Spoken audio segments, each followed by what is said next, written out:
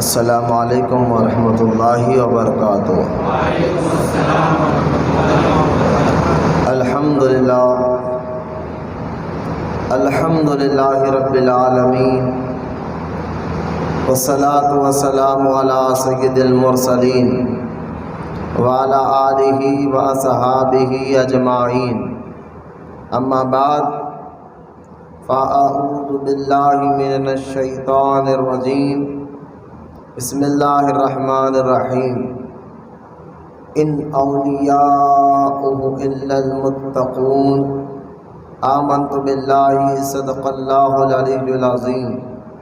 وقال اللہ تعالی فی شان حبیبہ الکریم، ان اللہ وملائکتہ یصلون علی النبی یا ایھا الذین آمنوا صلوا علیہ وسلموا تسلیما۔ اللہم صل علی سیدنا و مولانا محمد وعلی آلہ وصحبہ افضل صلواتک و عدد معلوماتک وبارک وسلم، صلاۃ و سلاما علیک یا رسول اللہ صلی اللہ تعالی علیہ وآلہ وصحبہ وسلم۔ اما بعد، آج کا یہ عنوان جو ہے حضور سیدنا سید رحمۃ اللہ المعروف خواجہ نائب رسول رحمۃ اللہ تعالی علیہ کی زندگی مبارکہ پر آج کی محفل خانقاہ محبوب اولیاء میں خصوصی آپ کو یاد میں یہ محفل رکھی گئی ہے۔ ہفتہ واری ذکر میں آج کا ذکر ہم خواجہ نائب رسول علیہ رحمۃ رضوان کا کریں گے۔ ان کی شان و عظمت پر آپ کے سامنے کچھ باتیں عرض کرنا ہے، اور کیونکہ ہمارا یہ خانقاہ محبوب اولیاء جو ہر اتوار کو ہم درس کی شکل میں یہاں مرید و متقید کو جمع کر کر مقصد ان کو اطاعت رسول کی طرف بلانا ہے، مقصد ان کے ایمان اور عقیدے کو مضبوط کرنا ہے، تو اسی مقصد کے ساتھ اخلاص کے لیے، اللہ کی رضا کے لیے ہم نے یہ محفل سجائی ہے۔ ہم دعا کرتے ہیں اللہ تعالیٰ ہمارے خانقاہ محبوب اولیاء کو دن 11ویں رات 12ویں ترقی عطا فرمائے، حاسدین کے حسد، شریروں کے شر سے اس کی حفاظت فرمائے۔ خانقاہ محبوب اولیاء میں آنے والے تمام مرید اور متقید بھی اللہ دنیا اور آخرت میں کامیابی عطا فرمائے۔ لہذا خانقاہ میں جب بھی کوئی محفل ہو اور متقید اور مریدین جمع ہوتے ہیں تو جس سلسلے کے وہ بزرگ جو پیر ہوتے ہیں ان کی خاص نظر اس وقت پڑا رہتی ہے، اور سارے سلسلے کے اوپر تک جا کر سارے بزرگان دین کی نظر کرم ان پر ہوتی ہے۔ یقیناً اگر ہم اخلاص کے ساتھ، یقین کے ساتھ ایسی محفلوں میں پابندی کے ساتھ آئیں گے تو انشاءاللہ تعالی محفل میں آنے کی برکت سے اللہ تعالیٰ ہمارے مشکلوں کو دور فرما دے گا، ہمارے پریشانیوں کو دور فرما دے گا۔ شرط ہے کہ یقین پیدا ہو۔ اعلیٰ حضرت امام اہل سنت امام احمد رضا خان علیہ رحمۃ رضوان فرماتے ہیں ملفوظات میں کہ جب تک پیر پر یقین نہ ہو فیض کا دروازہ نہیں کھلتا۔ لہٰذا یقین پیدا کریے، خانقاہ میں پابندی کے ساتھ اتوار کو بغیر فون کرے کبھی آیا کرے۔ یقیناً آپ لوگ بڑے لوگ ہیں، آپ کو ٹائم کہاں ملتا آنے کا رہنے کا، یقیناً محنت والے لوگ ہیں، آپ کو شہنشاہ لوگ ہیں، آپ لوگ ماشاءاللہ سے اتنے بڑے شہنشاہ کے ہر وقت جناب سید نوید خاضری صاحب کو دعوت دینا پڑتا ہے، آئیے حضرت، آئیے حضرت۔ خیر ہمارا دعوت دینا بھی اخلاص کی بنیاد پر ہے، تاکہ آپ شہنشاہ لوگوں کو تھوڑا سا تکلیف دے دے، تاکہ آپ کے جو مقام و مرتبہ ہے اللہ آپ کے اور بلند کرے، آپ کو اور آپ کو دنیا اور آخرت میں اللہ تعالیٰ مالا مال فرمائے۔ نہیں بالکل تانا دینے کے لیے بھی نہیں، بالکل اخلاص کے ساتھ بھی، اگر واقعی شہنشاہ لوگ ہیں آپ لوگ، کوئی تانا نہیں دے رہا ہوں میں، بڑے لوگ آئے تو ہم کیا ہے بار بار دستک دے کر آپ کو جگانا چاہتے ہیں۔ اعلیٰ حضرت نے جو فرمایا تھا، سونا جنگل رات اندھیری، چھائی بدلی کائلی ہے، سونے والوں جاگتے رہو، چوروں کی رکھوالی ہے۔ بس ہمیں وہ فکر ہے جو امام احمد رضا علیہ رحمۃ رضوان نے ہمیں عطا فرمائی ہے، تاکہ آپ کا ایمان اور عقیدہ مضبوط رہے۔ خانقاہ میں آنے والے اور بزرگان دین جو بڑے بڑے اولیاء اللہ ان کی نظر کرم ہوتی ہے ایسے خانقاہوں میں محفل میں آنے سے. مصیبتیں جو نیت اچھی نیت لے کر بھی آئے کہ جو اجتماع میں بیٹھتے اللہ تعالیٰ ان کی مشکلوں کو یقیناً دور فرماتا ہے. خبر اس کی کہ اپنے عنوان پر میں ڈائریکٹ بغیر تمہید بانے خواجہ نائب رسول علیہ رحمۃ اللہ کی زندگی مبارکہ کے پاس آؤں. تو آئیے بڑے عقیدت و محبت کے ساتھ ہم سب مل کر پیارے آقا کریم صلی اللہ تعالیٰ علیہ وسلم پر درود پاک کا نذرانہ پیش کریں. سب مل کر پڑھیے اللہم صلی علی سیدنا مولانا محمد معدن الجود والکرم وعلی آلہ وبارک وسلم. صلاۃ و سلام علیک یا رسول اللہ صلی اللہ تعالیٰ علیہ وسلم.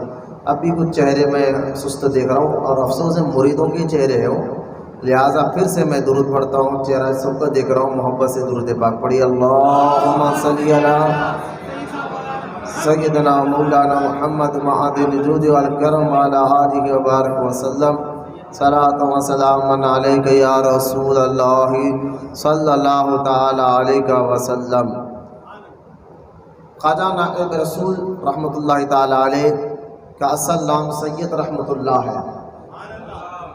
آپ جو آبا و اجداد ہے آپ کے والد محترم جس کا نام خواجہ عالم نقشبندی ہے رحمۃ اللہ علیہ. خواجہ نائب رسول کے والد کا نام خواجہ عالم نقشبندی رحمۃ اللہ تعالیٰ علیہ. اور آپ کا جو یہ خاندان ہے وہ تہران سے آیا ہے. تہران ابھی یہ موجودہ تہران جو ہے میں ڈائریکٹ سوانح حیات پر آ جاؤں اور کوشش کروں گا کہ جمعہ میں جو باتیں میں نے بیان کی ہے تو اس کے اور بھی ہٹ کر میں آپ کے سامنے بیان کروں، اس لیے ڈائریکٹ میں توجہ دے. اور یہ ذکر مصطفیٰ ہو یا ذکر اولیاء کرام ہو، یہ پانی کی طرح ہے. جیسا پانی بار بار پیو تو پرانا نہیں ہوتا بلکہ ہر بار پیو تو ایک تازگی آتی ہے جسم میں، اسی طرح ذکر اولیاء ذکر مصطفیٰ بار بار سننے سے، چاہے واقعات آپ نے بار بار بھی سنے ہوں گے لیکن بار بار سننے سے ایمان اور عقیدے میں تازگی پیدا ہوتی ہے. تو تھوڑا سا توجہ دے. آپ کے جو خاندان ہے وہ تہران سے آیا ہے. خواجہ نائب رسول کی بات کر رہا ہوں جو رحمت آباد شریف میں آرام فرما ہے. تہران ابھی موجودہ افغانستان کا ایک علاقہ ہے. ذرا یہ بھی علاقوں کے نام بھی ذہن میں رکھتے چلے.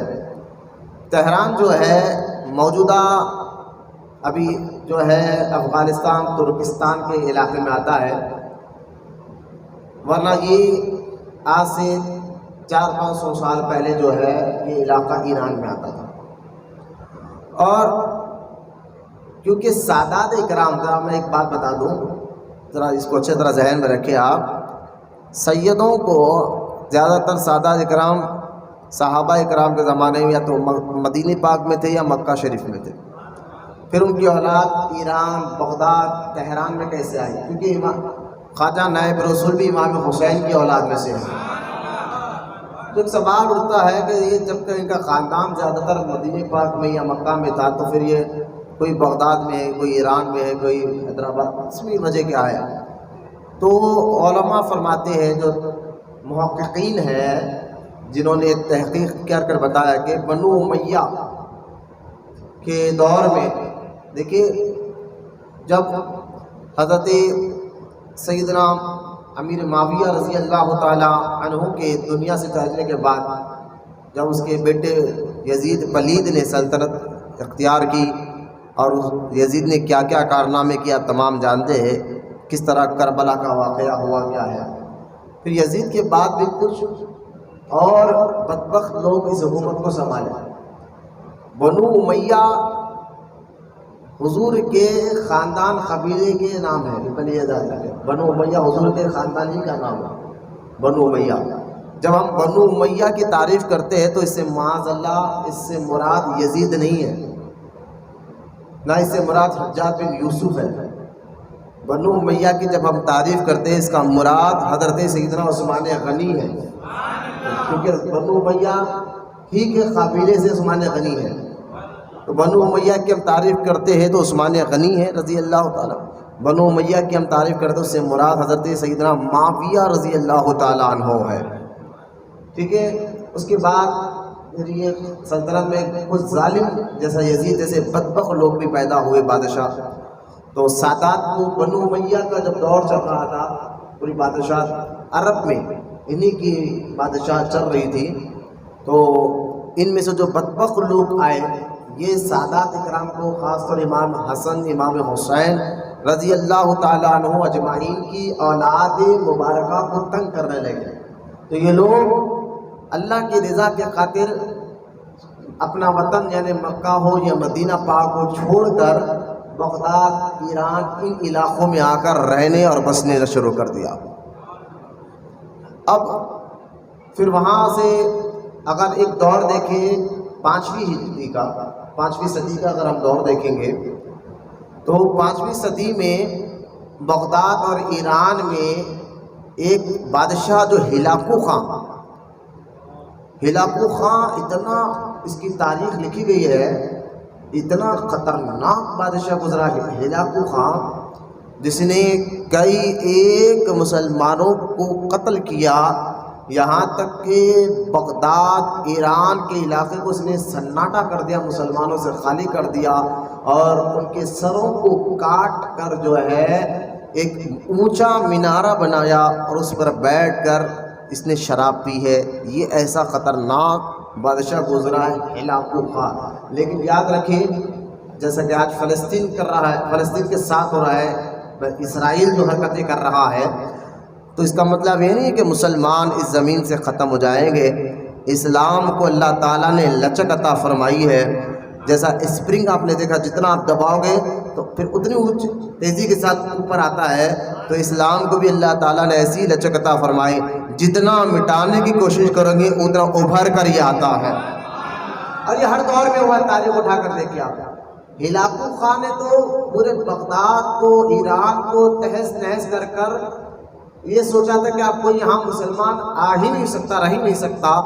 لیکن اسی کا پوتا ارسو خاں جو ایک بزرگ کے ہاتھ پر ایمان لایا، جب وہ ایمان لایا اس کا پوتا، اس کی 2 لاکھ فوج نے بھی ایمان لایا. پھر اللہ تعالیٰ نے اسی کے اولاد میں سے مسلمانوں کو پیدا کر بغداد اور ایران کو آباد کیا تھا. تو خیر یہ تاریخی بات.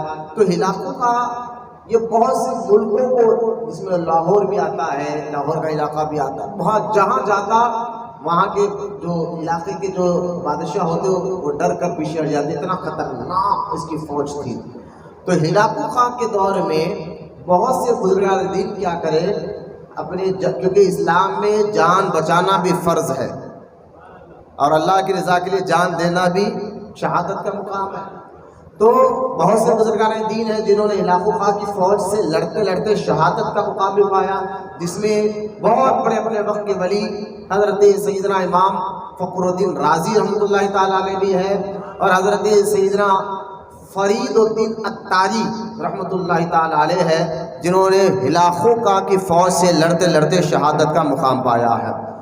فرید الدین عطاری ایسے بزرگ ہے، شیخ فرید الدین عطاری، ان کا مزار نشاپور میں آج بھی موجود ہے. اگر انٹرنیٹ پہ ماریں گے نام تو مزار آئے گا آپ کو.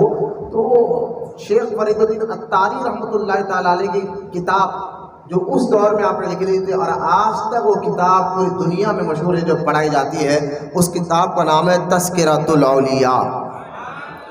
اس میں بڑے بڑے بزرگوں کی زندگی کے واقعات، اس میں شیخ ابو بکر شبلی کے واقعات، جنید بغدادی کے واقعات، بڑے بڑے اولیاء اللہ کے واقعات میں آپ نے لکھا تھا شیخ فرید الدین عطاری رحمۃ اللہ تعالیٰ علیہ. تو خیر یہ بھی وہ بزرگ ہے جو ہلاکو خاں کی فوج سے لڑتے لڑتے شہادت کا مقام پایا.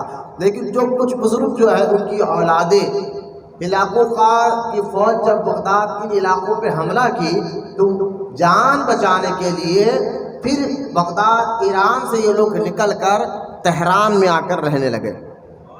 اب سمجھیے آپ، تہران میں بہت سے بزرگوں کی اولاد تھی، اور انہی بزرگوں کی اولاد میں خواجہ نائب رسول کے والد بھی ہیں.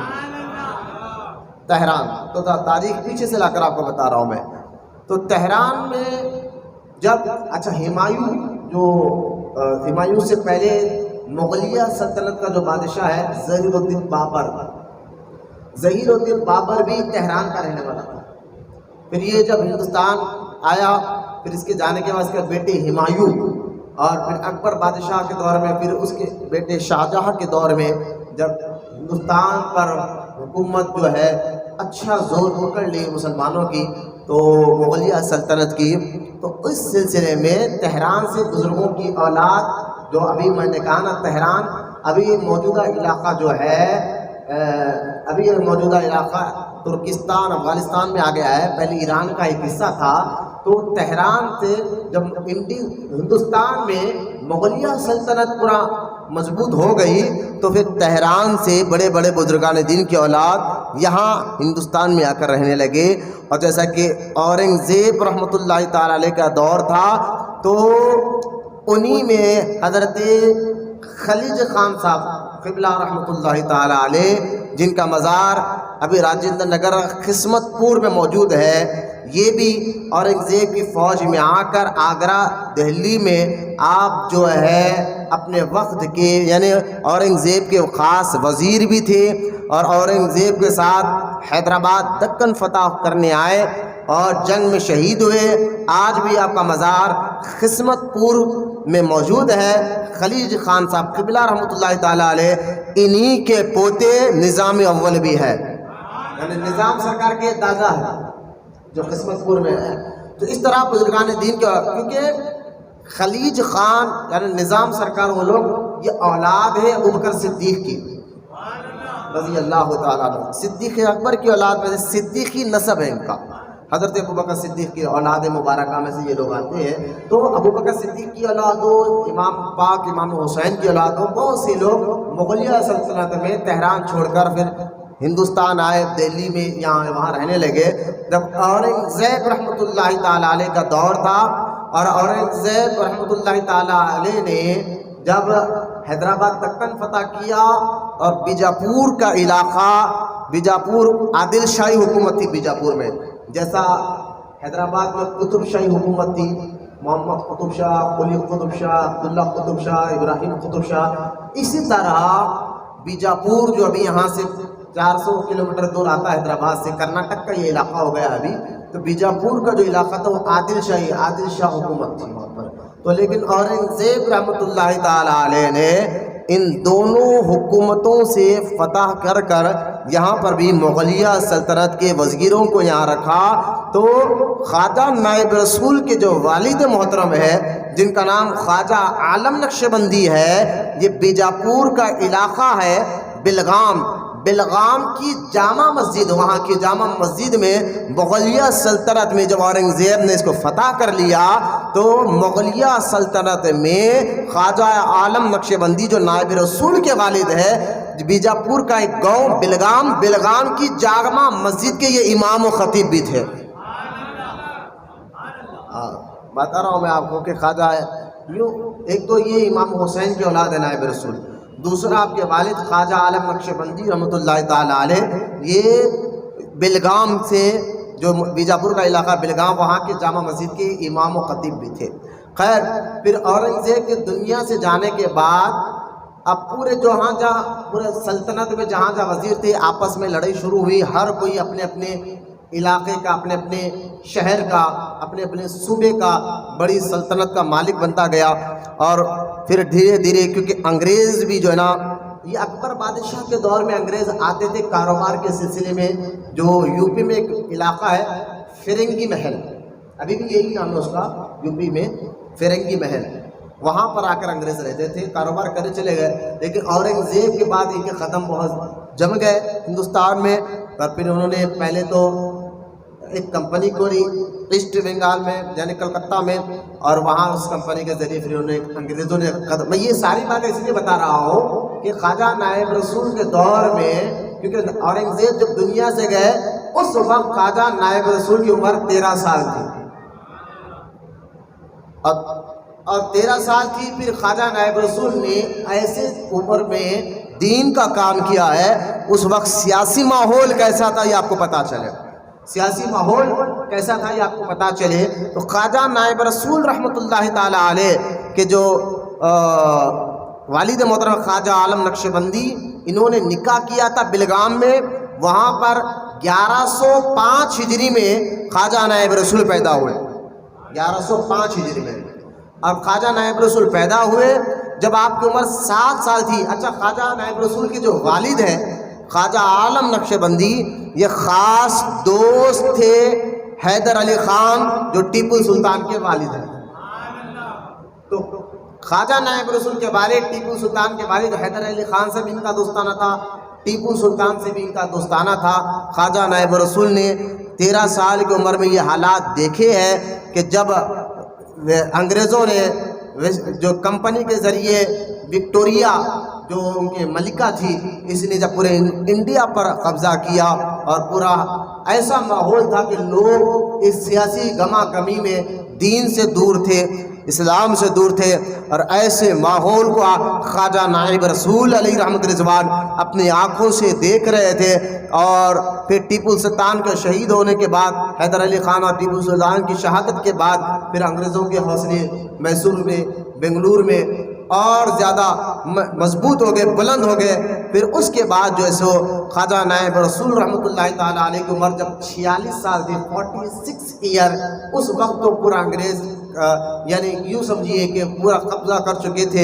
لیکن حیدرآباد دکن ایک خود مختار ایک ایسا شہر تھا جس کو حضرت قمر الدین علی خان جو نظام اول نے بڑے ہی محنت و مشقت سے فتح کر اس کو محفوظ رکھا تھا. تو خیر یہ سیاسی ماحول تھا نائب رسول کے بچپنے میں. تو خواجہ نائب رسول کے پیدائش 1105 ہجری میں جب ہوئی، آپ کی جو والدہ تھی خواجہ نائب رسول کی بڑے نیک پرہیزگار اور بڑے ہی عبادت گزار والدہ تھی. سامنے آ جاؤ بیٹے، سامنے آ کے بیٹھو. تو آپ خواجہ نائب رسول کے والدہ کا انتقال ہو گیا جب نائب رسول چھوٹے تھے. تو آپ کا انتقال کے بعد آپ کے والد نے دوسرا نکاح کیا اور خواجہ نائب رسول نے پھر اپنے والد سے اجازت لے کر، خواجہ عالم نقشبندی سے اجازت لے کر کہ اب مجھے اجازت دے کہ میں پڑھنا چاہتا ہوں، یہ کہنا کر آپ جو ہے بلگام سے، جو بیجاپور کا علاقہ تھا، وہاں سے آپ کرنول اپنے خالہ کے پاس آ کر رہنے لگے. اور خواجہ نائب رسول کی ساری زندگی کرنول میں اپنے خالہ کے پاس رہ کر گزارے. وہیں پر آپ حافظ بنے، عالم بنے، علم حاصل کیا اور محنت بھی کی کہ آپ وہاں کرنول کے ایک رئیس آدمی کے پاس جس کے پاس گھوڑے بہت زیادہ تھے، تو آپ نے 2 گھوڑوں کی نگرانی اپنی ذمہ داری پر لی. 2 گھوڑوں کو کھلانا پلانا اور 2 گھوڑوں کی اجرت جو وہ رئیس آپ کو دیتا تھا، کیونکہ بزرگان دین محنت کرتے تھے. یاد رکھیں، محنت سے کبھی نہیں شرماتے تھے اولیاء کرام. تو جب یہ اچھی ساری باتیں میں بتا رہا ہوں عقیدۃ الطالبین اس کتاب سے، اور یہ کتاب لکھنے والے ہیں حضرت شاہ محمد نظام الدین قادری رحمۃ اللہ تعالیٰ علیہ نے کتاب لکھا. اور یہ کون ہے؟ حضرت شاہ محمد نظام الدین قادری، یہ مرید و خلیفہ خواجہ نائب رسول کے ہی ہے، نائب رسول کے مرید و خلیفہ ہے. اور دوسری بات کہ خواجہ نائب رسول سے مرید ہونے کے 10 سال بعد انہوں نے یہ کتاب لکھی. تو یہ کتاب بڑی مضبوط کتاب ہے، کیونکہ مرید ہونے کے 10 سال بعد خواجہ نائب رسول سے اجازت لے کر یہ کتاب کو لکھی گئی. اور اسی کتاب کا حوالہ میں نے اپنے فون میں بھی رکھا ہے، کتاب بھی بازو کو رکھی ہے. اسی کتاب کے حوالے سے اور بھی کتاب ہے، اور ایک خواجہ نائب رسول بحر رحمت کتاب کا نام ہے. تو وہ 2 کتابوں میں اور ایک کتاب ہے جن عبد الجبار ملکہ پوری رحمۃ اللہ تعالیٰ علیہ نے اولیاء دکن پر کتاب لکھی 2 جلدوں پر. وہ کتاب بھی میرے پاس موجود ہے. اس کتاب میں بھی خواجہ نائب رسول کی زندگی اور سوانحات لکھی گئی ہے. تو خیر، تو میں بتا رہا تھا کہ کرنول میں آپ نے ملازمت کی، 2 گھوڑوں کی نگرانی کی. پھر جب اجرت ملتی، پیسہ ملتا، تو 1 گھوڑے کی قیمت تو گھر میں اپنے خالہ کو دے دیتے اور 1 گھوڑے کی قیمت غریبوں میں خیرات کیا کرتے تھے. یہ شروع سے آپ کا مزاج بڑا سخی تھا. بچپن سے خواجہ نائب رسول کے پیشانی سے ولایت کا نور نکلتا تھا.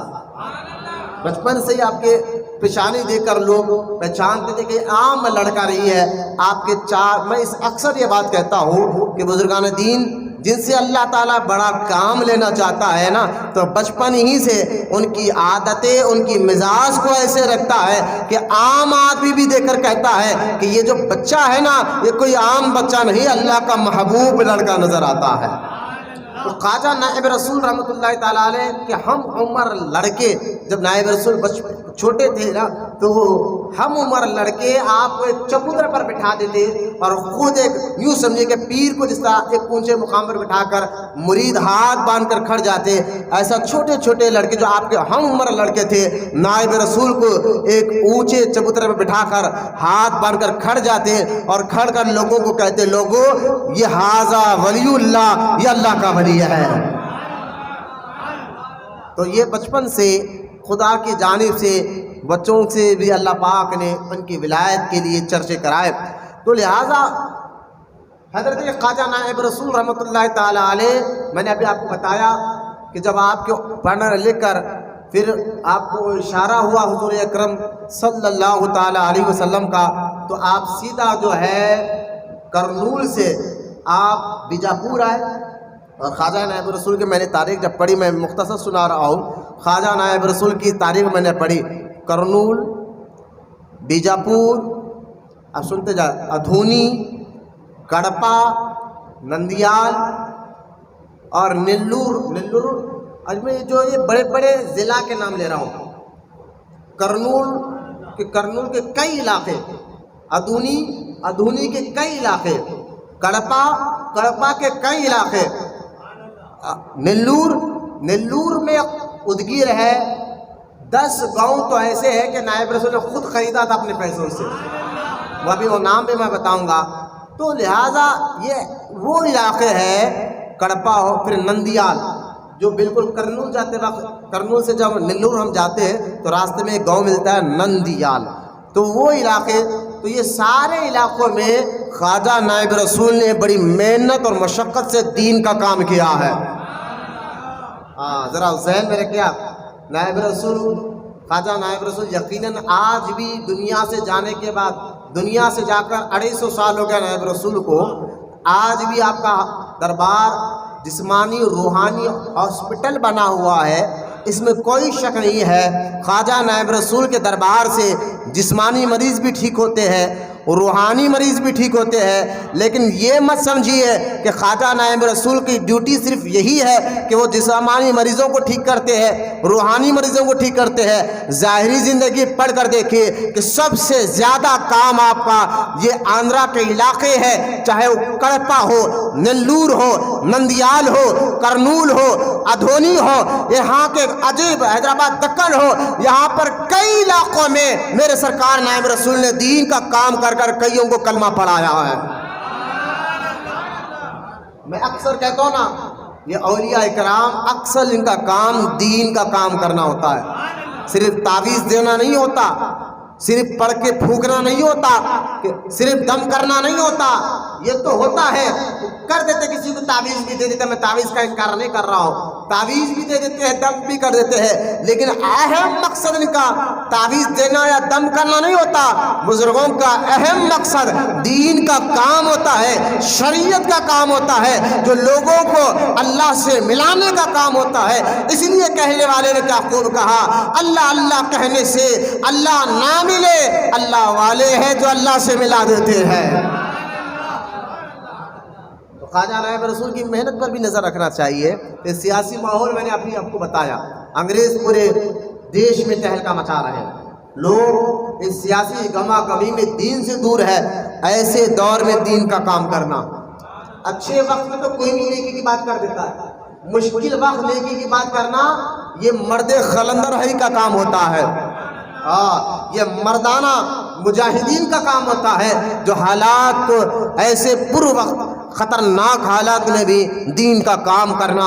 اللہ تعالیٰ اپنے اولیاء کو ہی چن کر بھیجتا ہے، جن کے ذریعے سے آج دین چمک رہا ہے اور انشاءاللہ تعالیٰ قیامت تک چمکتے رہے گا۔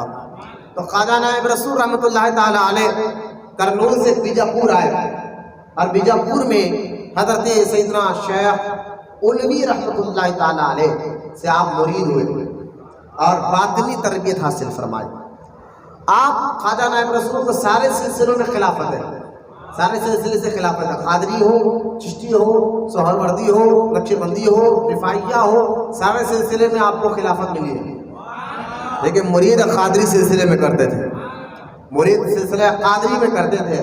تو خواجہ نائب رسول رحمۃ اللہ تعالیٰ علیہ بیجاپور میں حضرت شیخ علوی رحمۃ اللہ تعالیٰ علیہ سے مرید ہوئے، باطنی تربیت حاصل فرمائی، اور آج بھی آپ کے پیر و مرشد کا مزار بیجاپور اگر آپ جائیں گے، وہاں جا کر سادات قبرستان اگر آپ پوچھیں تو آپ کو وہاں پہنچایا جائے گا۔ اسی سادات قبرستان میں ایک اللہ کے بہت بڑے ولی جو اتنے وقت کے یمن سے آئے ہوئے بزرگ ہیں، جن کے ساتھ ہزاروں اولیاء اللہ آئے تھے، حضرت شیخ جعفر صادق ثقفی رحمۃ اللہ تعالیٰ علیہ کا مزار بھی ہے۔ یہ اتنے بڑے بزرگ ہیں، شیخ جعفر صادق ثقفی کا نام ہے، ثقفی۔ تو آج بھی شیخ جعفر صادق ثقفی رحمۃ اللہ تعالیٰ علیہ بہت بڑے بزرگ ہیں۔ جب میں ان کے مزار کی زیارت کے لیے گیا تھا تو مزار پر ایک عجیب سا نور ہی نور دکھ رہا تھا۔ یہ تو ہر ولی کے مزار پر نور ہوتا ہے، لیکن میں نے جعفر صادق ثقفی رحمۃ اللہ تعالیٰ کے مزار پر جو نور دیکھا، یمن سے آپ آئے تھے اور آپ کے مرید و غلاموں میں کئی اولیاء اللہ ہیں، تو انہی کے ہاتھ میں قبرستان ہے، سادات قبرستان، تو وہاں پر خواجہ نائب رسول کے پیر و مرشد کی مزار بھی ہے نا۔ تو خواجہ نائب رسول رحمۃ اللہ تعالیٰ علیہ پھر بیجاپور سے پھر اشارہ ملا تو آپ جو ہے وہاں سے نکلے حج کے لیے، اور اس دور میں پیدل حج تھا، پیدل آپ سفر کرنے نکلے، کیونکہ خواجہ نائب رسول خود محنت کر کر اچھا خاصا آپ کے پاس پیسہ تھا، اور دوسری وجہ جو ہے خواجہ نائب رسول رحمۃ اللہ تعالیٰ علیہ کے والد محترم سے بھی آپ کو اچھا خاصا جو ہے ترکے میں ملا، تو آپ بھاری لباس بھی پہنا کرتے ہیں۔ ہاں، یہ پھٹے پرانے کپڑے پہن کر ولی سمجھنے والوں، میں جن کی معاذ اللہ جو بیچارے غریب ہیں ان کا مذاق میں نہیں بنا رہا، لیکن جن کو اللہ نے دولت دی تو اس کا اظہار بھی کرو شکرانے کے طور پر، کیونکہ اللہ قرآن میں فرماتا ہے وَأَمَّا بِنِعْمَتِ رَبِّكَ فَحَدِّثْ، یہ آیات میں اللہ فرماتا ہے جو میں نے تمہیں نعمت دی اس کا چرچا کرو۔ تو قرآن کے حکم کے مطابق اولیاء اللہ بھی بھاری کپڑے پہنا کرتے تھے، جیسا کہ غوث پاک کا واقعہ، ولیوں کے سردار ہے غوث اعظم، لیکن ایک غوث اعظم جو کپڑا پہنتے تھے 1 گز 70,000 دینار کا ہوتا تھا، 1 گز کپڑا، یوں سمجھے آج کے دور میں 1 میٹر کپڑا 70,000 دینار سونے کے سکوں کے برابر ہوتا تھا۔ اور ایک دکاندار نے جب غوث اعظم کو ایک کپڑا، جب دکاندار نے پوچھا اتنا مہنگا کپڑا بادشاہ نہیں پہنتا، منگایا کس نے؟ کہا عبد القادر جیلانی نے منگایا ہے۔ تو اس کے دل میں جب یہ خیال پیدا ہوا کہ کیسے بڑے ولی ہیں کہ اتنا مہنگا کپڑا جو راجہ نہیں پہنتا، بادشاہ نہیں پہنتا، یہ عبد القادر جیلانی پہنتے ہیں، اتنا کہنا تھا۔ اس دکاندار کے پیر میں غیب سے ایک کیلا چبھ گیا، اس سے پتا چلا کسی بھی اللہ والوں کے لیے بدگمانی نہیں رکھنا چاہیے۔ یاد رکھیں، ولیوں سے بدگمانی کرنے سے دنیا اور آخرت دونوں خراب ہو سکتی ہے۔ یہ تو بندہ عقیدت مند تھا، غوث پاک سے محبت کرنے والا تھا، چاہنے والا تھا، لیکن ایک بات پر بدگمانی کر لیا، گستاخ نہیں تھا، عاشق تھا۔ یہ نہیں جو اولیاء اللہ کے گستاخ ہیں ان کا ایمان عقیدہ تو برباد ہو جاتا ہے، لیکن یہ تو عاشق تھا، غوث پاک سے محبت کرنے والا تھا، لیکن ایک بات پر بدگمانی کر دیا۔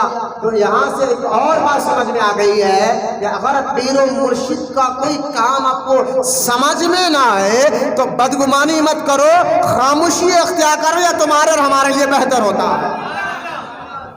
ہاں، بات بھی پوچھ لینا الگ بات ہے، ادب کے دائرے میں آ کر، تعظیم میں اور ادب کے دائرے میں آ کر پوچھنا یہ الگ بات ہے، کاش یہ باتیں ہمیں سمجھ میں آ جاتی۔ لہٰذا تھوڑی سی بات کی بدگمانی کی، کیلا پیر میں چپ گیا، اور جب چپا تو بڑے بڑے حکیموں کو بتایا، کہیں پر بھی اس کا علاج نہیں ہوا، اور لوگوں نے کہا کہ تیرا یہ علاج روحانی ہے، کیا تو نے کچھ غلطی کی ہے؟ اس نے کہا ہاں، میں نے غوث پاک کے اس مرید نے آ کر جب کپڑا پوچھا تھا تو میں نے بدگمانی کی تھی، کہا جا کر غوث اعظم سے معافی مانگ۔ وہ آیا، وہ کچھ کہنے سے پہلے غوث اعظم خود فرماتے ہیں جب تک اللہ حکم نہ دے عبد القادر کوئی کام کرتا ہی نہیں ہے۔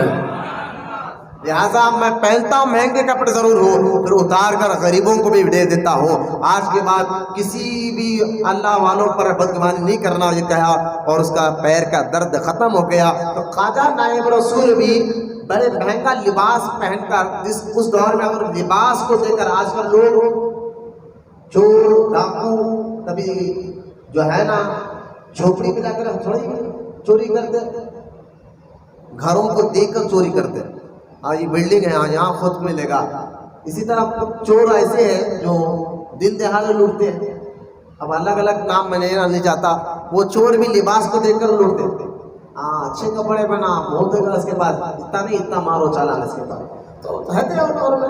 تو یہ اب پھر جنگلوں سے کبھی جائیے آپ جنگلوں میں، تو کبھی عجیب آج بھی جو ہے جنگلوں میں ایسے لوگ پھرتے ہیں، اگر آپ بھاری لباس پہن کر جائیں گے تو آپ پر حملہ ہو سکتا ہے۔ تو خواجہ نائب رسول رحمۃ اللہ تعالیٰ علیہ بھاری لباس پہن کر حج کے لیے نکلے، اور حج کیونکہ یہاں اس لباس کے اندر تکبر نہیں، لباس بھاری سے بھاری پہنو، شریعت اس کی اجازت دیتی ہے، ایک چیز ہے دل میں تکبر نہ ہو، کسی کو گرا کر مت دو، یہ مین مسئلہ ہے۔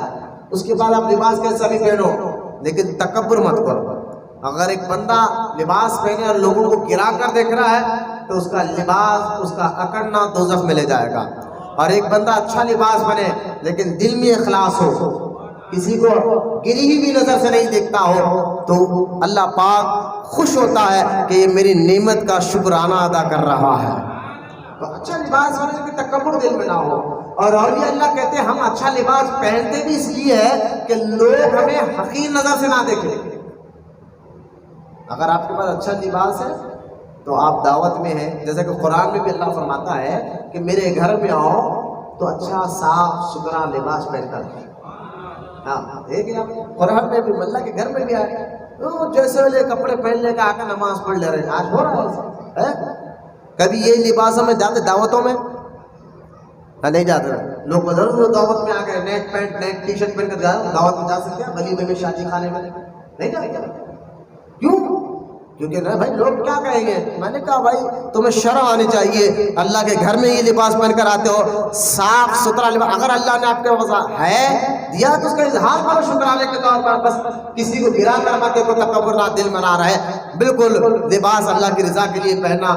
تو بزرگان دین جو پہنتے تھے لباس، ایک تو ان کے دل میں تکبر نہیں ہوتا تھا، دوسرا لوگ ان کو گرا کے نہ دیکھے، کیونکہ لباس سے بھی لوگ دیکھتے ہیں آج کل، یہ بھی دیکھے آج بھی چلا نا، چپل کو دیکھ کے یہ برانڈیڈ آدمی نے کرا، تو کپڑوں کو لباس کو دیکھ کے بھی لوگ ٹیڑھی سیدھی نظر سے دیکھتے ہیں۔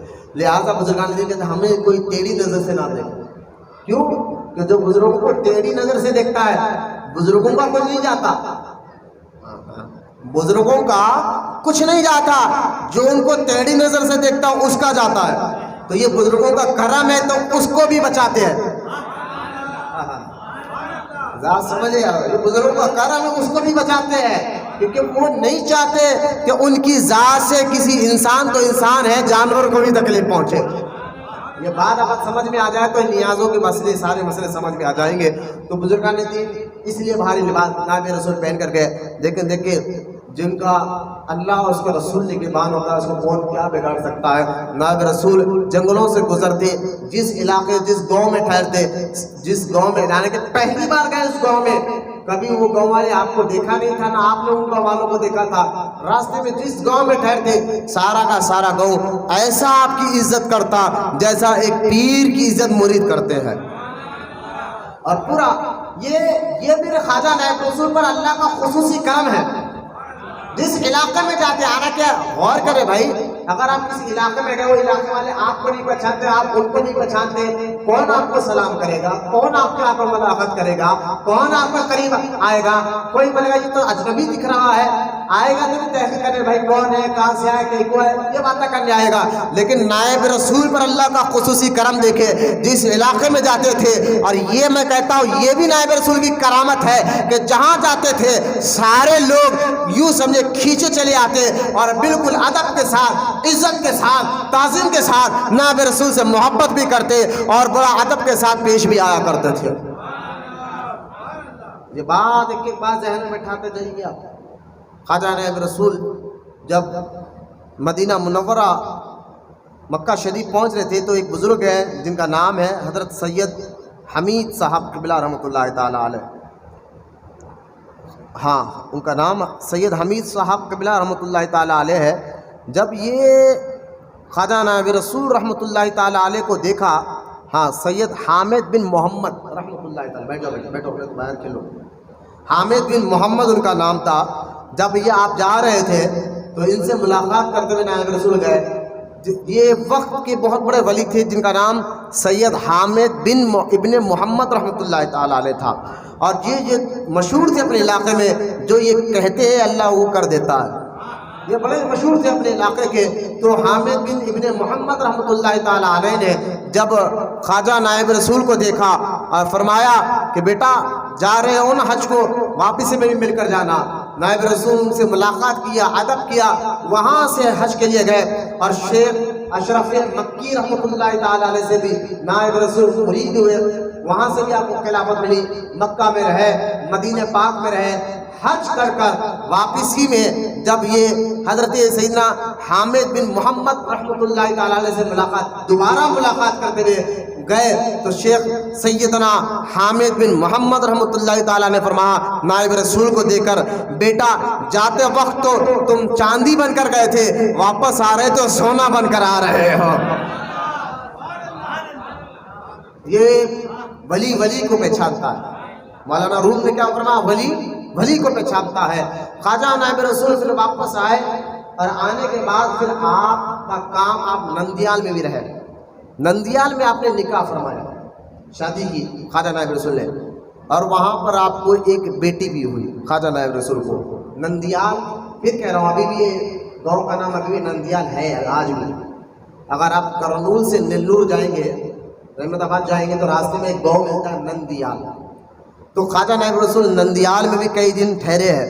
تو نندیال میں جب آپ وہاں ٹھہرے تو خواجہ نائب رسول رحمۃ اللہ تعالیٰ علیہ نے نکاح فرمایا، اور نکاح فرمانے کے بعد وہاں پر آپ کو ایک بیٹی بھی ہوئی. لیکن خدا کی مرضی دیکھے، کچھ دن کے بعد آپ کی اہلیہ اور آپ کی بیٹی دونوں کا انتقال ہو گیا.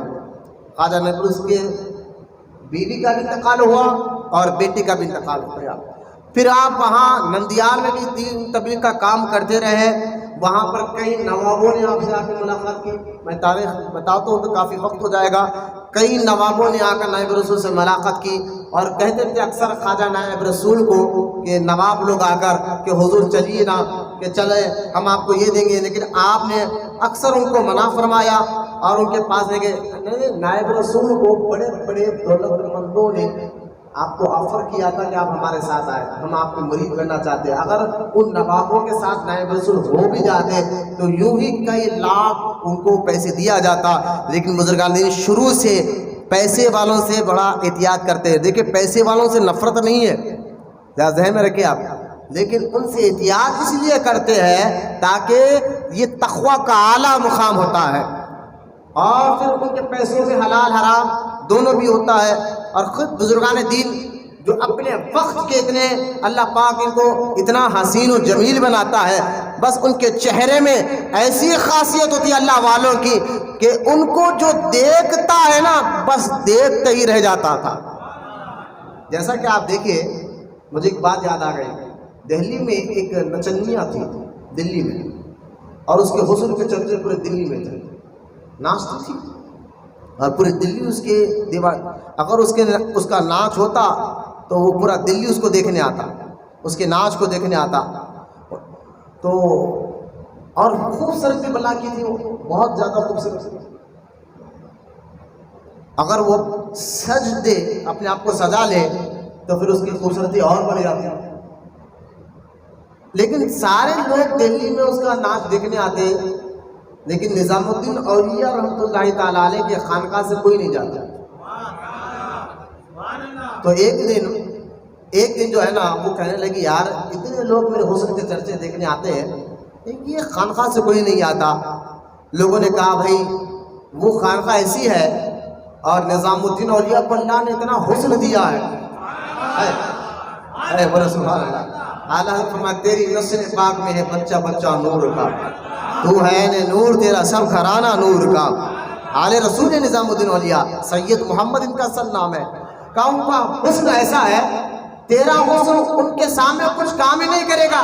اللہ نے نظام الدین اولیاء کو ایسا جمال عطا فرمایا. اب اس کو بڑی تشویش ہوئی، میں اتنا خوبصورت، میرے سے زیادہ انہوں، چلو چل کر ملاقات تو کر لیں. یہ بند سنج کے خانقاہ پہنچ گئے نظام الدین اولیاء کے.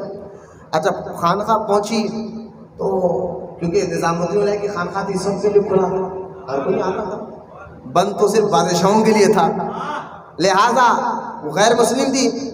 اب جب پہنچی دیکھا اتنی میں خانقاہ میں آنے کے باوجود بھی کوئی مرید اس کی طرف نظر اٹھا کر نہیں دیکھ رہا.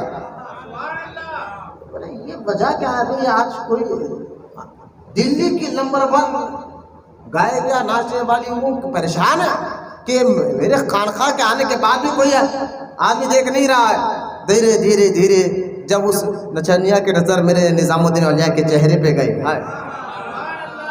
جب ان کا جمال کو دیکھا تو یہ بھی دیکھتے رہ گئے. یہ بھی نظام الدین اولیاء کو چہرے کو دیکھتے رہ گئے، نہ اس کو اپنے حسن کا ہوش رہا، نہ اپنے آپ کا ہوش رہا. بس ختموں میں نظام الدین اولیاء کے گر کر کہا کہ سرکار بس کلمہ پڑھائیے، دامن میں لیجئے، ابھی توبہ کرتے ہو سارے غلط کاموں سے. بس آپ کے چہرے میں جو مجھے جمال نظر آ رہا ہے، جو کمال نظر آ رہا ہے. اب وہ مرید ہوئی، کلمہ پڑھا، مرید ہوئی. اور جب مرید ہوئی نا، قریب امیر خسرو کھڑے ہوئے تھے. سبحان اللہ. نعت خواں میرے امیر خسرو نظام الدین اولیاء کے دور کے نعت خواں یوں سہیا امیر خسرو کھڑے ہوئے تھے. جب یہ منظر امیر خسرو نے دیکھا، اتنی بڑی خوبصورت، اور قدموں میں نثار ہو گئے میرے پیر کے، ایسا جمال میرے پیر کو اللہ نے دیا ہے. تو امیر خسرو کے منہ سے شعر نکلا. امیر خسرو کہتے ہیں چھاپ تلک سب چھین لی. چھاپ سمجھے آپ؟ چھاپ کہتے ہیں لباس کو، تلک کہتے ہیں، سمجھ رہے نا؟ اب امیر خسرو کیا کہتے ہیں؟ چھاپ تلک سب چھین رے، مجھ سے نہنا ملائے گے. سبحان اللہ. یہ کلام میں آنا کہ یہ تصوف والا کلام ہے، وجد آئے گا آپ کو. اب یہ پیر مرشد کا جمال سامنے رکھے اور یہ شعر کو پڑھے، چھاپ چھلک سب چھین لی رے، مجھ سے نैنا ملائے گے. سبحان اللہ. تو سونے میرے نائب رسول کا کیسا جمال تھا ہوگا. بچپن میں ایسا تھا نائب رسول کا. تو یہ خاندان اہل بیت ہے بھائی، ان کے چہرے چمکتے ہیں. اعلیٰ حضرت فرماتے چمک تو اس سے پاتے ہیں سب پانے والے، میرا دل بھی چمکا دے چمکانے والے. تو یہ اولیاء کرام جن کے حسن کو دیکھ کر بندہ پھٹکتا نہیں، رب کی معرفت اس کے اندر آ جاتی ہے. ذرا ایک بات میں آپ کو بتا دوں، ایک حسن وہ ہوتا ہے جس کو دیکھ کر لوگ بھٹک جاتے ہیں، غلط خیالات ان کے ذہن میں آتے ہیں. لیکن یہ حسن وہ ہوتا ہے جس کو دیکھ کر لوگ بھٹکتے نہیں، سدھر جاتے ہیں. یہ حسن ہے، یہ حسن نہیں، نور الہی ہوتا ہے، نور مصطفیٰ اس پہ چمکتا ہے. یہ غور کرنے کی بات ہے. لہٰذا خواجہ نائب رسول رحمۃ اللہ تعالی علیہ کو بڑے بڑے نوابوں نے کہا حضور آئیے. آخرکار ایک نواب صاحب ہے جو انہی کے بھانجے ہیں نظام سرکار کے سگی بہن کے بیٹے. انہوں نے کیونکہ کرنول کے نظام علی خان جو نواب تھے، رئیس تھے، وہ نائب رسول کے مرید اور عقیدت مند تھے. تو انہوں نے کہا کہ یار ایک کیسا بھی موقع ملا کر مجھے نائب رسول سے ملاقات کرائیے. اب جب بڑی ضد کی، کون؟ نظام سرکار کے بھانجے، پہلے نظام قمر الدین خان کے بھانجے. جب بہت زیادہ ضد کی تو انہوں نے درخواست کی حضور یہ ملنا چاہتے آپ سے. تو نائب رسول نے اجازت عطا فرمائی. جب اجازت فرمائی تو یہ جو نظام سرکار کے بھانجے تھے فارسی عربی وہ زبردست جانتے تھے. بعض جنوں کو ہوتا کہ پیروں کے پاس جا کے اپنے علم کا رعب دکھانا، ایسا بھی نہیں کرنا. اس لیے پیر خانے کا ادب یہ ہوتا ہے، کتنا بھی عالم فاضل آ جائے تو ذہن میں یہ رکھے کہ جو میرا علم ہے میں نے ان کے دروازے کے باہر چھوڑ دیا ہے. ادب کا تقاضا یہ ہے، میں نے اپنے علم کو ان کے پیر کے دروازے کے باہر چھوڑ دیا ہے. بس خالی تختی لے کر حاضر ہوا ہوں، جو میرا پیر لکھے گا وہ لے کر جاؤں گا۔ اب مجھے ایک بات اور یاد آ گئی، سرکار محبوب الہی کی بات ہے تو ایک بات مجھے اور یاد آ گئی تاکہ آپ کا ایمان اور تازہ ہو جائے، لیکن شاید وہ پرچہ مجھے مل جائے تو میں آپ کو سنا دوں کہ حضرت نظام الدین اولیاء کی جو بات تھی وہ کیسی پیاری بات ہے۔ محبت سے ایک بار درود پاک پڑھ لیجیے، صلی اللہ علی نبی امی وعلی آلہ صلی اللہ علیہ وسلم، صلاۃ و سلام علیکہ یا رسول اللہ صلی اللہ تعالی علیہ وسلم، اور محبت سے درود پاک پڑھیں۔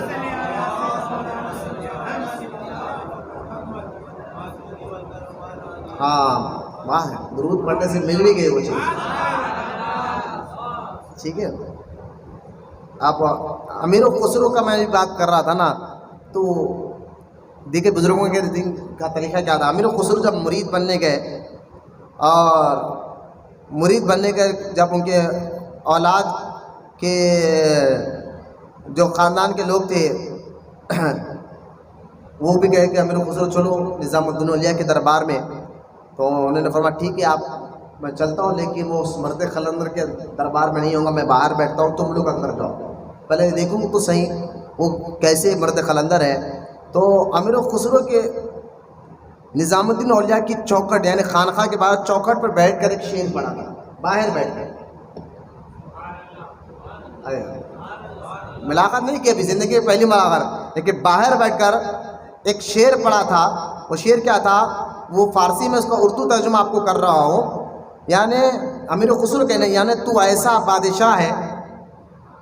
امیر و خسرو کیا کہے، میرا زندگی میں کبھی نہیں، پہلی بار ملنے آئے، لیکن دروازے کے باہر بیٹھ گئے، گھر والوں کو اندر بھیجا، اور باہر بیٹھ کر ایک فارسی میں شعر پڑھا، اور یہی ادب کا تقاضا آتا ہے۔ ذرا دیکھیے آپ، امیر و خسرو رحمۃ اللہ تعالیٰ علیہ نے فرمایا، وہ جو فارسی کا شعر، اس کا ترجمہ میں آپ کے سامنے رکھ رہا ہوں نظام الدین اولیاء کے بارے میں، یعنی تو ایسا بادشاہ ہے، اگر تیرے محل کے کنگورے پر، کنگورا سنا محل کے اوپر جو سیمنٹ کے چھوٹے چھوٹے راؤنڈ ایک انگور ٹائپ میں سیمنٹ کے بنے ہوتے ہیں، اس کو کنگورا کہتے ہیں۔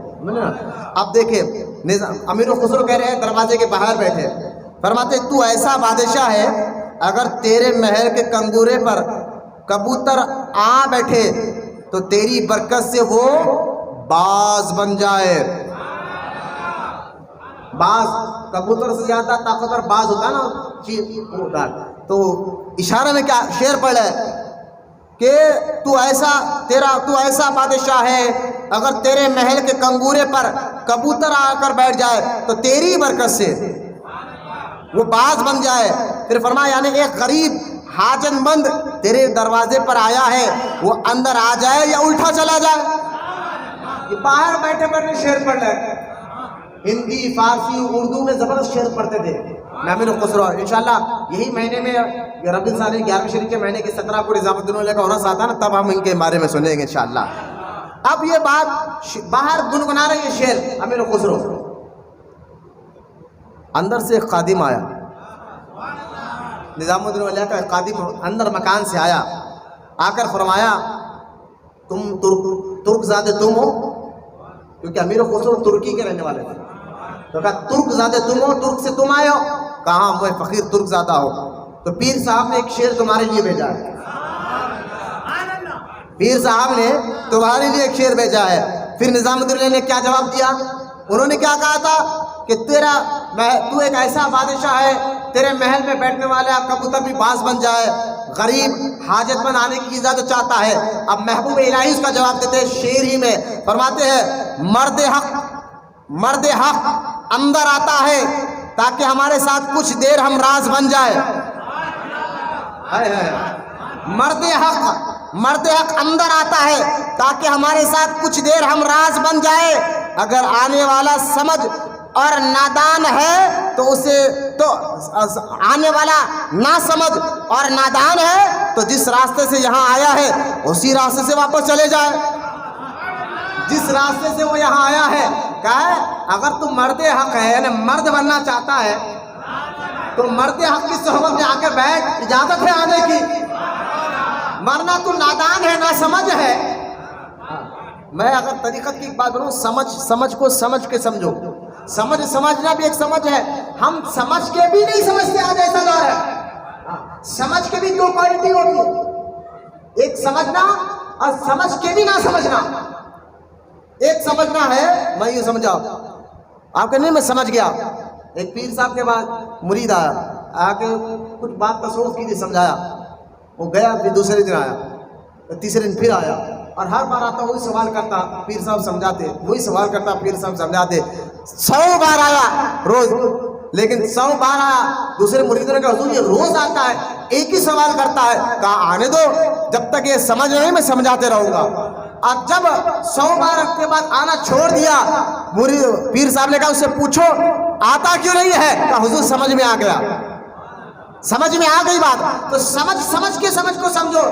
اگر بات سمجھ میں آ گئی, اور میں اس کو آسان کر کے بتاتا ہوں, ہماری سمجھ کے 2 قسمیں, 2 طاقتیں, ایک کمزور ایک قوت والی. ہماری سمجھ کے 2 قوتیں, 2 طاقتیں, ایک کمزور والی ایک طاقت والی. تو اکثر ہم سمجھتے ہیں نا, وہ کمزور والی طاقت سے سمجھتے ہیں, اس لیے پھر بھی یقین نہیں ہوتا, پھر بھی کوشش کرتے ہیں. لیکن اگر وہ طاقت والی سمجھ سے سمجھ جائے نا, جو طاقت والی سمجھ ہے, اس سے بات سمجھ میں آ جائے کہ پیر کہنا کیا چاہتا ہے, تو پھر اس کو در در جانے کی ضرورت نہیں, نہ پریشان ہونے کی ضرورت ہوتی ہے. وہ یہی کہتا ہے کہ سمجھ کے سمجھ کو سمجھو. سمجھنا بھی تو ایک سمجھ ہے. میں اور آسان کر دیتا ہوں, میں سمجھتا ہوں ابھی بھی آپ کے بات یہ پلے نہیں پڑی. بندہ جب بات سمجھ جاتا ہے نا, اب سنیے آپ, ہے بات سمجھے, بندہ جب بات سمجھ میں آتا ہے نا, پھر اس کے اندر تبدیلی آ جاتی ہے. ہائے ہائے ہائے, بولو نا سبحان اللہ. تبدیلی آپ کے اندر آ گئی تو آپ بات سمجھ گئے. نہیں ابھی بھی وہ کیسا یہ کیسا, تو ابھی تبدیلی نہیں آئی بیٹا, ابھی تم وہ کمزور والی سمجھ کو لے کر چل رہے. کبھی قوت والی سمجھ کو لے کر چلو تو تبدیلی ایسی آتی ہے, پھر وہ تبدیلی آنے والوں کی آج گنبدوں کو چمکتا تم دیکھ رہے ہو. تو یہ جو لوگ ہیں نا امیر و خسرو, جن کو روز آنا رات میں عشاء کے بعد کسی کو اجازت نہیں ہوتی کمرے میں آنے کی سوائے امیر خسرو کے. تو خیر آپ شعر سمجھ گئے نا, چاک تلک سب چھین لی مجھ سے اکھیاں ملا کے. مجھے تو اتنا مزہ آ رہا, میں چاہ رہا ہوں کہ ابھی یہاں تھوڑا سا راؤنڈ پھر لوں یہ شعر پر. اللہ بس فیض سب کو ملے بھائی, سب کو ملے, سمجھ سب کو ملے. یہ جو فیض سمجھا, اور پھر یہاں یہ نہ سمجھے کہ بھائی سمجھ کو سمجھنے کی بات آپ جو کر رہے ہیں حضرت, وہ آپ جیسے لوگ سمجھ سکتے ہیں, مرید کیا سمجھے. میں نے کہا بھائی یہ بات مریدوں کے لیے ہے, یہ بات ہے ہی مریدوں کے لیے, یہ بات ہے ہی تصوف والوں کے لیے. آپ بیٹھے مرد حق کے ساتھ ہے, اور جو مرد حق کے ساتھ بیٹھتا ہے وہ باز بن جاتا ہے. ابھی امیر خسرو کو کیا کہا نظام الدین اولیاء نے, مرد حق کے ساتھ بیٹھنے والے اپنے آپ کمزور سمجھتے کیوں ہے, بس قوت والی سمجھ پیدا کر کر ان باتوں کو سمجھا کرو. خیر خواجہ نائب رسول رحمۃ اللہ تعالیٰ علیہ, بھئی باتیں چند آ گئی. حضرت نظام الدین اولیاء کا فیض بھی ہمیں مل جائے, میں نے یہ باتیں کی ہے.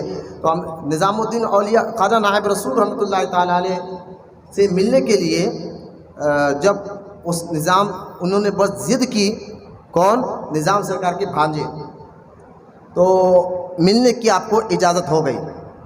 ملنے کی جب اجازت ہو گئی تو ملنے کے لیے جب وہ آئے, آ کر ان کو سلام دعا کیا, نظام سرکار کے بارے نائب رسول کو سلام دعا کیا. سلام دعا کرنے کے بعد کہا حضور آپ کا مکان کہاں ہے. زیادہ تر خواجہ نائب رسول مکان میں رہتے نہیں تھے, اپنے فرما میرا کوئی مکان نہیں ہے. کبھی آپ اربول میں, کبھی ادونی میں, کبھی کڑپا میں, کبھی نیال میں ٹھہر کے رہ سکتا. کہا میرا کوئی مکان نہیں ہے. اب یہ نظام سرکار کے جو بھانجے تھے انہوں نے تانا دیا, یہ تو صفت صرف اللہ کی ہے, اللہ کا کوئی مکان نہیں ہے.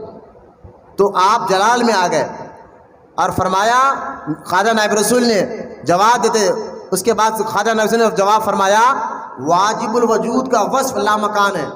یعنی اللہ کا وجود یعنی صرف اللہ لا مکان نہیں, اس کا وجود بھی, اللہ جسم سے بھی پاک ہے, اللہ وجود سے بھی پاک ہے, اور میرا وجود ہے. نائب رسول یہ سمجھانا چاہ رہے ہیں. تم کہتے ہو کہ مجھے میرا مکان ہے, رب کا مکان نہیں, تم کہنا کیا چاہتے ہو؟ یقیناً رب مکان سے بھی پاک ہے تو جسم سے بھی پاک ہے, وجود سے بھی پاک ہے. اب نائب رسول جلال میں رب کے توحید والی صفتوں کے فرمائے, لا رب لا مکا ہے, لا زما ہے, لا فوق ہے, لا تحت ہے, لا یمن ہے, لا اثار ہے, لا الوہیت والا ہے.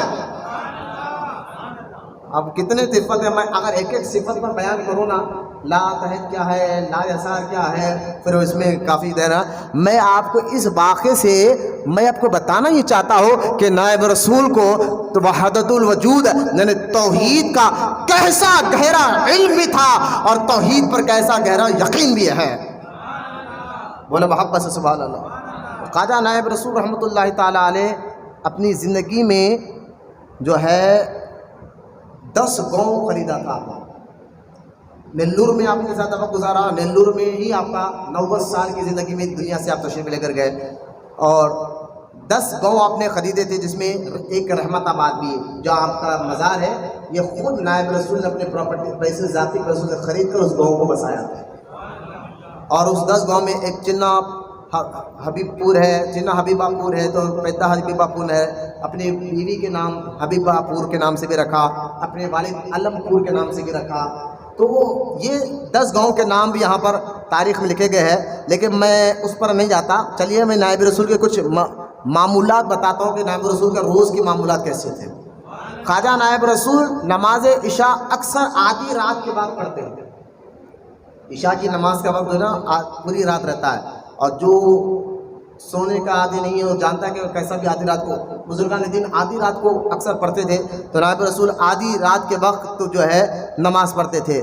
آپ فرماتے ہیں کون نظام الدین قادری رحمۃ اللہ تعالیٰ فرماتے ہیں کہ نائب رسول کے پاس ایک خاصیت یہ تھی کہ جو آپ کے ساتھ جماعت کے ساتھ آپ کی نماز پڑھ لیتا، آپ کے ساتھ نماز بعد جماعت پڑھ لیتا، اس کی یہ برکت ہوتی کہ اس کو حضوری قلب حاضر ہو جاتا، اس کو حضوری قلب حاصل ہو جاتا.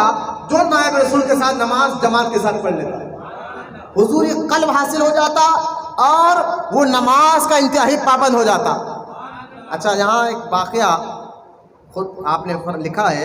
ایک شخص نے آ کر کہا کہ میں نائب رسول کے ساتھ بہت دن سے رہ رہا ہوں، مجھے تو کوئی فائدہ نہیں ہوا. اب وہ کہہ رہے ہیں مجھے تو کوئی فائدہ نہیں ہوا. اب جب فائدہ نہیں ہوا تو اس میں غلطی کس کی ہے؟ یہ میں نہیں کہہ رہا ہوں، حضرت شاہ نظام الدین قادری رحمۃ اللہ تعالیٰ علیہ فرماتے ہیں کہ ایک شخص آ کے کہنے لگا مجھے کہ میں نائب رسول کے ساتھ اتنی دن سے صحبت کروں، مجھے کوئی فائدہ نظر نہیں آیا. کیا فائدہ ہو رہا؟ کچھ فائدہ نہیں ہوا.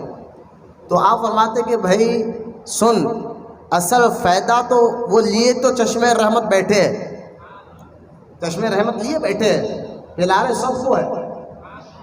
کمی ان میں نہیں، کمی تجھ میں ہے. کمی ان میں نہیں، کمی تجھ میں ہے کہ اگر تیرے اندر لینے کی صلاحیت نہیں ہے، وہ تو دینے بیٹھے، صلاحیت تیرے اندر نہیں ہے.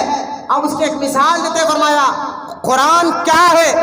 قرآن سر چشمے ہدایت ہے. لوگ قرآن سے ہدایت لیتے ہیں، لیکن قرآن میں خود اللہ فرماتا ہے کچھ لوگ قرآن پڑھ کر سدھر بھی جاتے ہیں، کچھ قرآن پڑھ کر بھٹک بھی جاتے ہیں. تو اس کا مطلب یہ نہیں کہ معاذ اللہ کہ قرآن میں کچھ گڑبڑی ہے. قرآن تو عیب سے پاک ہے، قرآن شک سے پاک ہے.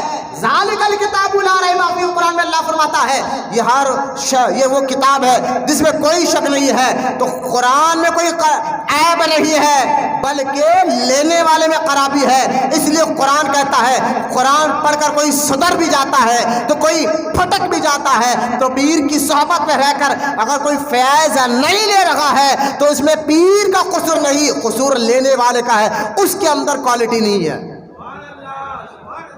یہ بات میں نے خود حضرت عقد الطالبین میں حضرت شاہ محمد نظام الدین قادری رحمۃ اللہ تعالیٰ عنہ، مانا میرے نائب رسول سے فیض لینے والوں میں بہت ہے. ایسے ہے، سنو آپ سن کے حیران ہو جائیں گے. ادھونی میں ان کے مریدین کے مزارات ہیں، کرنول میں ان کے مریدین کے مزارات ہیں، کڑپا میں ان کے مریدوں کے مزارات ہیں. اس کے علاوہ نندیال میں آپ کے مریدوں کے مزار ہے. نیلور میں ایک علاقہ ادگیر، وہاں پر آپ کے مرید حضرت سید عبد القادر خان صاحب، آج بھی ان کا مزار وہاں پر چمک رہا ہے، جو نائب رسول کے خاص مرید و خلیفہ تھے، بلکہ نائب رسول کو اپنے بیٹے کی طرح ان کو دیکھتے تھے.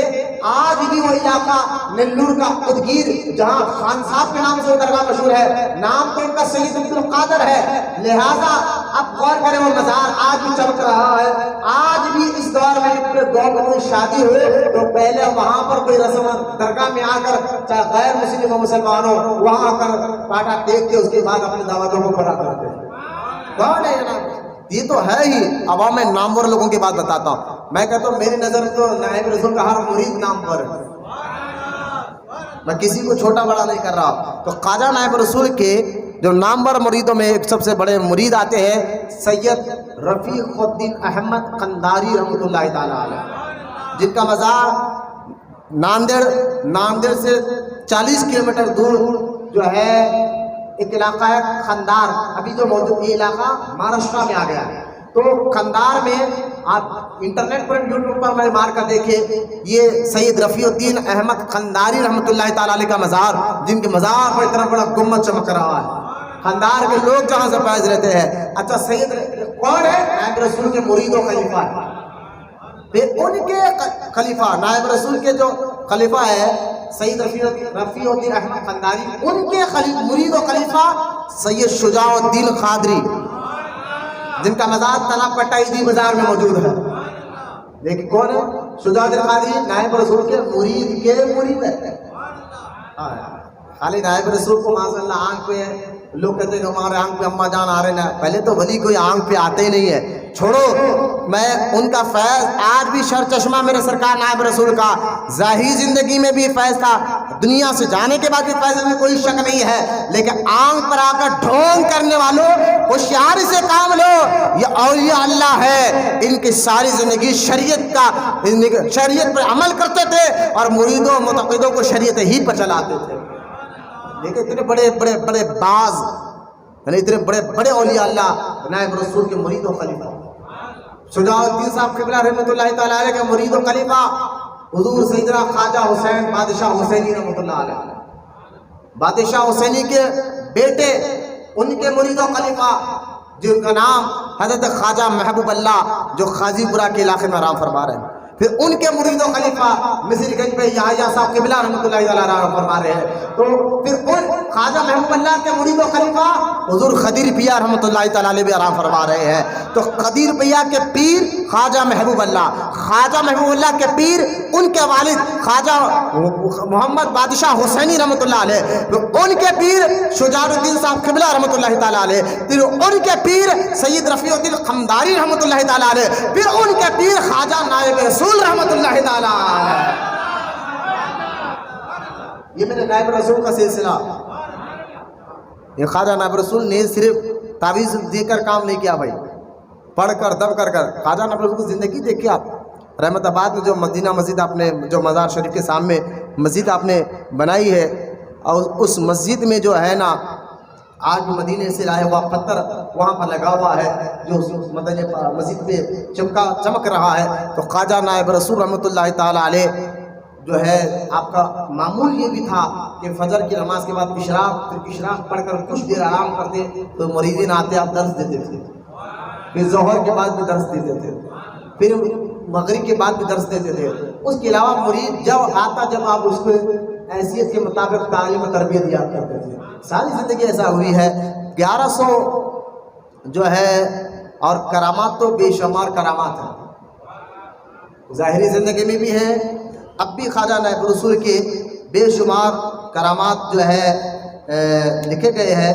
لیکن میں آرکٹ ترچنا پلی کے بھی واقعات جہاں پر موجود ہے، میں یہاں ایک دو بات سنا کر بات ختم کرتا ہوں کہ ایک علاقے سے موضوع آرکٹ اور ترچنا پلی یہ ابھی موجودہ چنئی کے حصے میں آ گیا ہے. آرکٹ اور ترچنا پلی میں نے پڑھا، میں نے جمعہ میں بیان کیا ہے. ترچنا پلی آرکٹ میں دادا حیات خلندر بھی آرام کر رہے ہیں، جن کا بہت بڑا چلہ چک منگلور میں آج بھی موجود ہے. دادا حیات خلندر جو جہاں بیٹھ کر اس گوی میں بیٹھ کر دادا حیات خلندر عبادت کرے تھے اللہ کی، وہ گوی وہ غار آج بھی چک منگلور میں موجود ہے.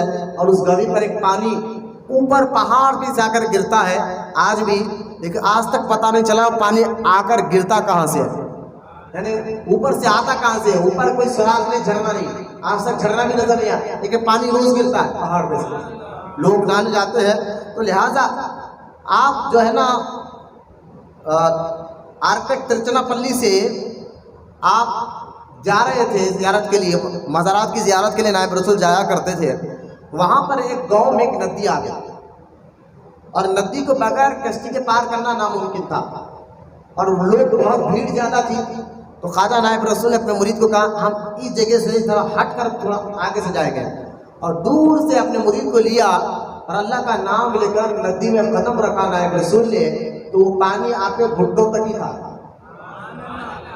اور جبکہ ناممکن ہے کہ گھٹنوں تک پانی رہے، پانی تو تیزی سے بہہ رہا تھا، دور غیر مسلم ایک ہندو آدمی کھڑ کر دیکھ رہا تھا کہ یہ تالاب کو ہم بچپن سے دیکھ رہے ہیں، یہ ندی کو یہاں تک، یہ ندی میں گھٹنوں تک پانی آ ہی نہیں سکتا، یہ کون سا آب ہے جو پار ہو گیا آسانی سے؟ وہ سمجھے کہ شاید میں ان کے پیچھے جاؤں گا تو شاید وہاں پانی کم ہوگا، تو غیر مسلم جیسا ہی پیر پانی میں قدم رکھا ڈوب گیا، اور بڑی مشکل سے تیرتا ہوا کنارے آ گیا، وہ حیران ہو گیا، میں پیر رکھتا ہوں تو ڈوب رہا ہوں اور یہ پیر رکھتے ہیں تو گھٹنوں تک پانی جا رہا ہے۔